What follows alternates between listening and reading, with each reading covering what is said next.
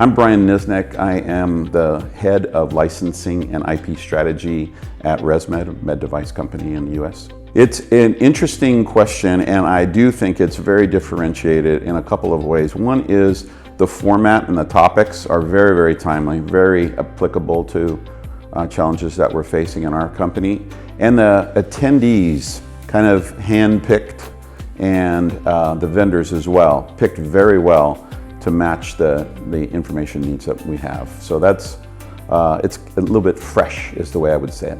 Yeah, it really is differentiated. The round table, there are round tables but I really like the focus that we have on particular topics with particular set of individuals wanting to talk about that.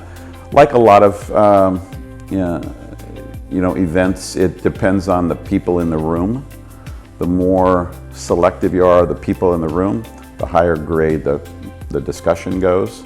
And I think in my experience at this conference, it was a very high grade of discussion and very valuable. Yeah, I like how we did the matching. I got to vote on which ones I got matched with, and so consequently I picked the ones that were important to me. And the other thing about those discussions, unlike maybe some other formats where you sit in a room and you kind of get briefed into submission by a PowerPoint. These were one-on-one. Some of these, I had specific questions. I did it in 5 or 10 minutes and I'm out.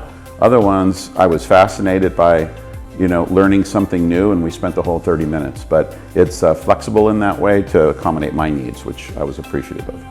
Yeah, so the personal highlight, there was one speaker, I don't know if we're supposed to say which speaker, but the target guy on trademarks was fascinating. Even though I consider myself, pretty well-rounded on IP, I was fascinated by that presentation.